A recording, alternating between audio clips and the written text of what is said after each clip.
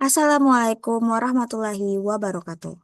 Pada kesempatan kali ini, kami dari kelompok 8 akan mempresentasikan hasil analisis mengenai pendidikan, kesehatan, dan ekonomi sebagai trilogi peningkatan kualitas hidup masyarakat Aceh.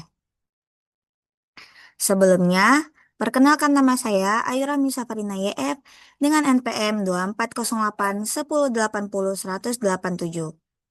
Dan anggota saya Muhammad Haikal Asyari 2408 1080 165. Dan terakhir Mutia Safira Ramadhani 2408 1080 109. Pada pendahuluan, indeks pembangunan manusia merupakan indikator penting yang digunakan untuk menilai kualitas hidup masyarakat melalui tiga dimensi utama: pendidikan, kesehatan, dan ekonomi. Dalam penelitian ini, dilakukan analisis regresi untuk mengetahui pengaruh beberapa variabel kunci terhadap IPM di Provinsi Aceh. Variabel yang digunakan mencakup harapan hidup sebagai indikator kesehatan, harapan lama sekolah, dan rata-rata lama sekolah sebagai indikator pendidikan, pengeluaran per kapita sebagai indikator kesejahteraan ekonomi. Baik, selanjutnya saya akan menjelaskan tentang metode-metode apa saja yang akan kami gunakan pada analisis kali ini.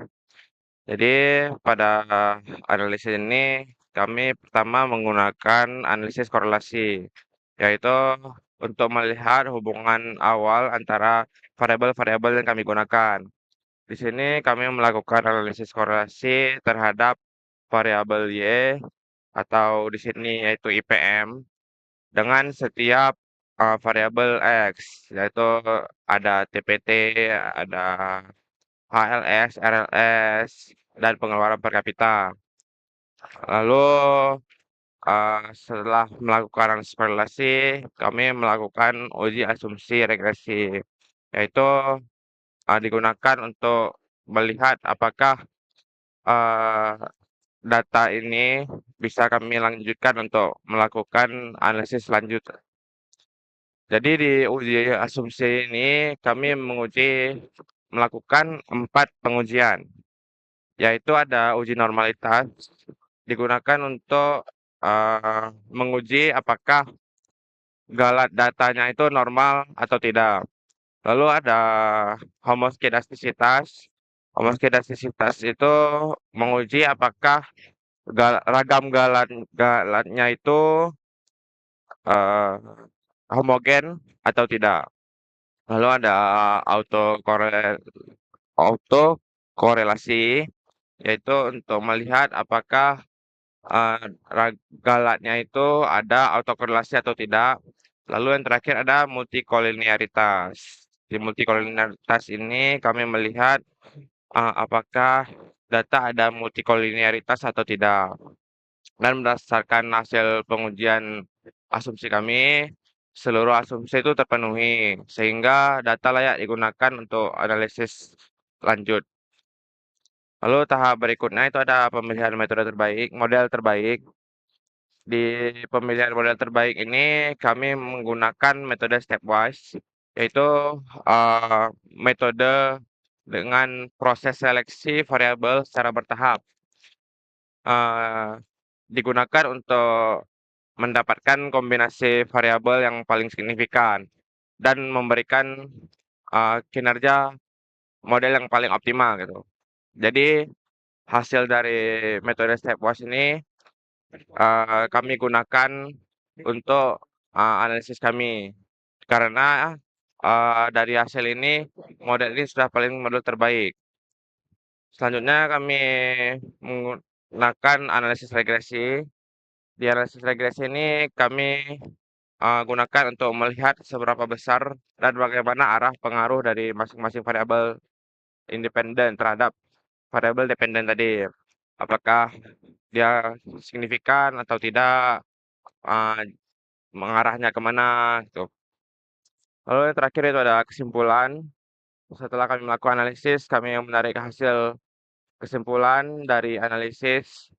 Hasil analisis itu kami rangkum untuk menjelaskan hubungan-hubungan antar variabel, variabel mana yang berpengaruh signifikan, mana yang tidak, serta implikasi dari temuan penelitian kami.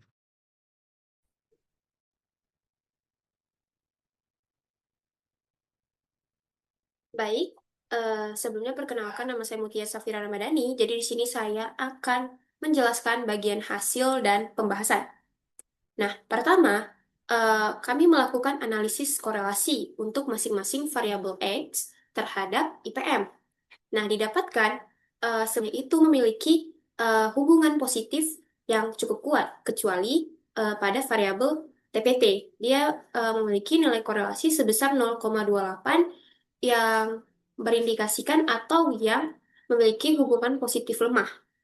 Nah, karena hal itu, sejak awal kami memang mempertimbangkan bahwa TPT kemungkinan tidak memberikan kontribusi besar dalam model, meskipun tetap kami sertakan untuk diuji lebih lanjut. Nah, setelah melihat korelasi, kami melakukan uji asumsi klasik. Setelah melihat korelasi, kami melakukan uji asumsi klasik. Nah, ternyata data yang kami pakai itu memenuhi semua asumsi klasik, sehingga data ini tidak perlu ditransformasi. Nah, lalu kami juga melihat model awalnya terlebih dahulu eh, untuk melihat semua variabel apakah berpengaruh terhadap IPM.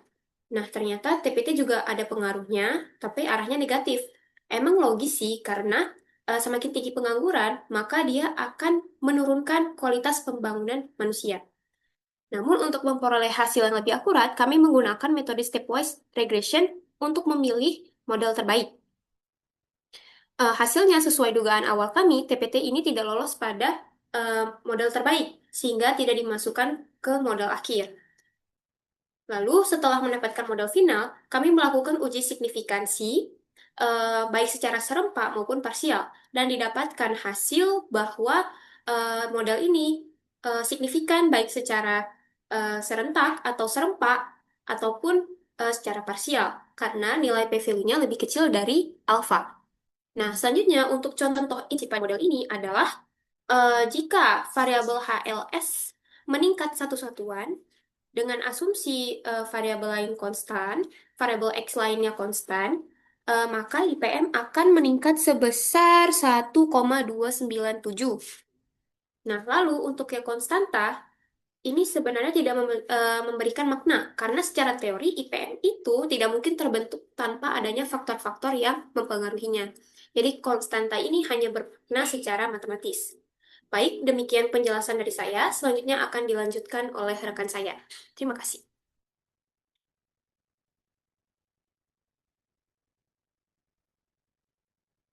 Jadi, dari hasil kesimpulannya, hasil analisis menunjukkan bahwa faktor-faktor yang memengaruhi IPM adalah angka harapan hidup, rata-rata lama sekolah, harapan lama sekolah, dan pengeluaran per kapita. Ketiga variabel tersebut memiliki pengaruh positif dan signifikan terhadap peningkatan IPM. Berdasarkan temuan tersebut, kami menyarankan kepada pihak berwenang agar kebijakan pembangunan difokuskan pada upaya peningkatan kualitas layanan kesehatan, memperluas akses pendidikan, serta penguatan kondisi ekonomi masyarakat Aceh untuk mendorong peningkatan IPM secara berkelanjutan. Terima kasih atas segala perhatiannya dan mohon maaf atas segala kekurangannya. Wabillahi taufiq wal hidayah. Assalamualaikum warahmatullahi wabarakatuh.